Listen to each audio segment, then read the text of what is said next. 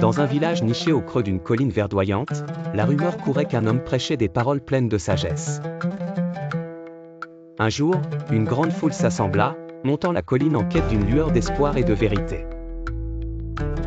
Au sommet, Jésus se tenait, enveloppé dans une aura de paix. Sa voix, douce mais pénétrante, emplissait l'air tandis qu'il partageait des enseignements qui touchaient le cœur de chacun. Les enfants s'accrochaient aux jupes de leur mère, et les anciens, assis sur des roches, hochaient la tête en silence, absorbant chaque parole prononcée.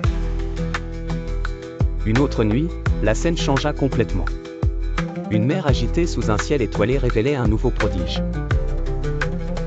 Les disciples, dans leur barque ballottée par le vent, regardaient avec effroi l'obscurité menaçante. Soudain, apparut une silhouette calme et imperturbable marchant sur l'eau. Jésus s'avançait vers eux, défiant les lois de la nature. Leurs craintes s'apaisèrent instantanément à sa vue, et leurs cœurs furent envahis d'une paix inexplicable. Nul ne pouvait oublier la fois où Jésus avait nourri une multitude avec si peu. La foule réunie était affamée, et l'inquiétude grandissait parmi les disciples. Mais Jésus, toujours serein, prit un simple panier de pain et de poissons et commença à servir les gens. À la stupéfaction générale, les paniers semblèrent se régénérer à chaque main tendue.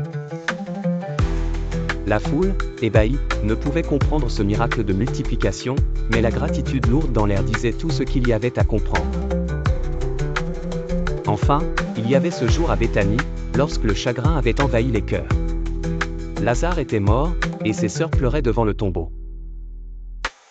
Jésus, debout devant la pierre froide, leva les yeux vers le ciel avant d'appeler d'une voix forte, « Lazare, sors !»